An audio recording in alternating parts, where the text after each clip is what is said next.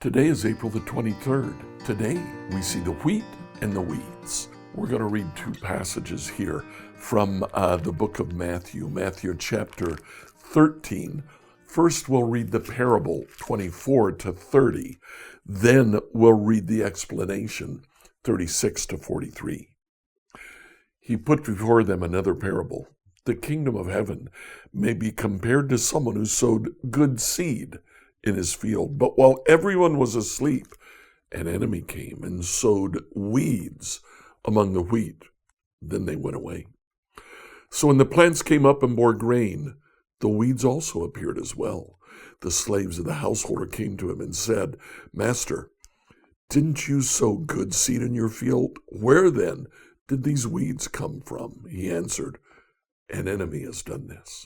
The slave said to him, "Then do you want us to go and gather them?" He replied, "No, for in gathering the weeds, you'd uproot the wheat along with them. Let both of them grow together until the harvest, and at harvest time, I'll tell the reapers, collect the weeds first, bind them in bundles to be burned, but gather the wheat into my barn." Then later in verse 36, he left the crowds and he went into the house, and the disciples approached him saying, "Explain to us the parable of the weeds of the field."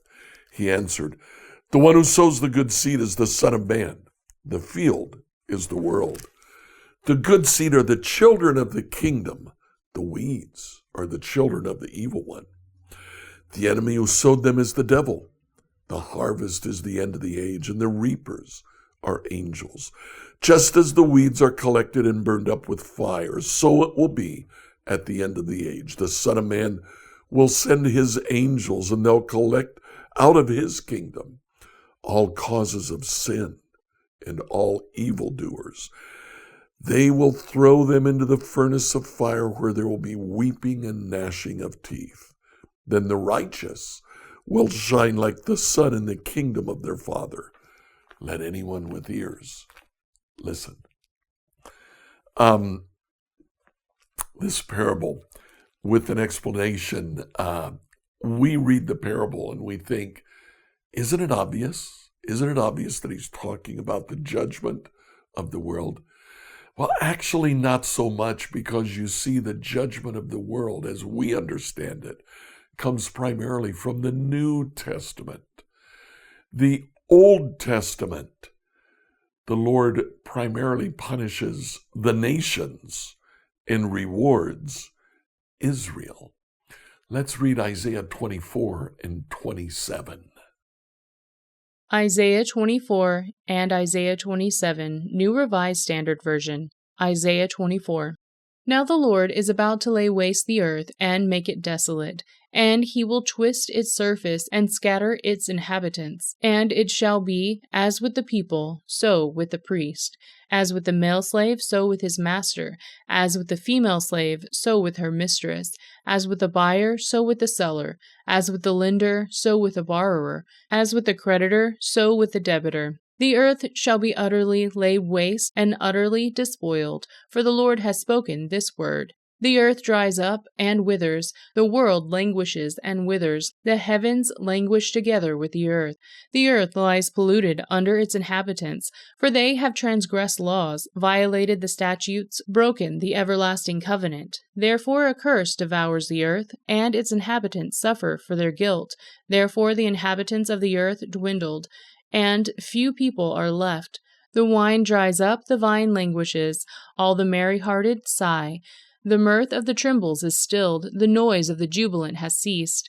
The mirth of the lyre is stilled. No longer do they drink wine with singing. Strong drink is bitter to those who drink it. The city of chaos is broken down. Every house is shut up so that no one can enter. There is an outcry in the streets for lack of wine. All joy has reached its eventide. The gladness of the earth is banished. Desolation is left in the city. The gates are battered into ruins. For thus it shall be on the earth and among the nations, as when an olive tree is beaten, as at the gleaning when the grape harvest is ended. They lift up their voices, they sing for joy. They shout from the west over the majesty of the Lord. Therefore, in the east, give glory to the Lord. In the coastlands of the sea glorify the name of the Lord, the God of Israel. From the ends of the earth we shall hear songs of praise, of glory to the righteous one. But I shall say, pine away, woe is me! The treacherous deal very treacherously. Terror, the pit, and the snare are upon you, O inhabitants of the earth. Whoever flees at the sound of terror shall fall into the pit, and whoever climbs out of the pit shall be caught in the snare. For the windows of heaven are opened, and the foundations of the earth tremble. The earth is utterly broken, the earth is violently shaken, the earth staggers like a drunkard, it sways like a hut. Its transgression lies heavy upon it, and it falls and will not rise again. On that day the Lord will punish the host of heaven, and on earth the kings of the earth. They will be gathered together like prisoners in a pit. They will be shut up in a prison, and after many days they will be punished. Then the moon will be abashed, and the sun ashamed. For the Lord of hosts will reign on Mount Zion in Jerusalem, and before his elders he will be glorified. Isaiah 27. On that day the Lord, with his cruel and great strong sword, will punish Leviathan, the fleeing serpent, Leviathan, the twisting serpent, and he will kill the dragon that is in the sea. On that day a pleasant vineyard, sing about it. I, the Lord, am its keeper. Every moment I water it. I guard it night and day, so that no one can harm it. I have no wrath. If it gives me thorns and briars, I will march to battle against it. I will burn it up, or else it cling to me for protection. Let it make peace with me. On the days to come Jacob shall take root, Israel shall blossom, and put forth shoots, and fill the whole world with fruit. Has he struck them down as he struck down those who struck them? Or have they been killed as their killers were killed? By expulsion, by exile, you struggled against them. With his fierce blast he removed them in the day of the east wind. Therefore by this the guilt of Jacob will be expiated, and this will be the full fruit of the removal of his sin. When he makes all the stones of the altars, like chalk stones, crushed to pieces, no sacred poles or incense altars will remain standing, for the fortified city is solitary, a habitation deserted and forsaken, like the wilderness. The calves graze there. There they lie down and strip its branches. When its boughs are dry, they are broken. Women come and make a fire of them, for this is the people without understanding. Therefore he who made them will not have compassion on them. He who formed them will show them no favor.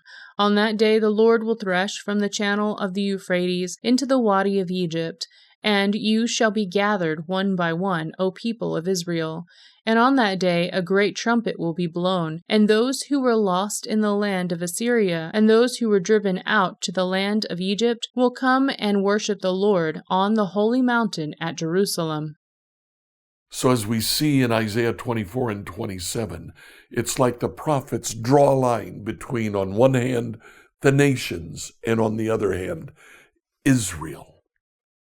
When we come to Jesus, he doesn't draw that line there. He draws that line between children of God and children of the evil one.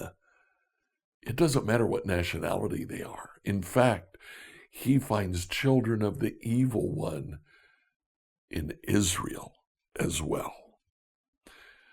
What Jesus talks about is a matter of faithfulness. So what do we do about this? Well, I think one of the teachings here is that we have to be willing to accept followers of Jesus as they present themselves to us. They may look far different than we. Doesn't matter. If they are truly following Jesus, they're our brothers and sisters. Scripture reading from the New Revised Standard Version by Emily Herrera. Did you like what you heard today? Subscribe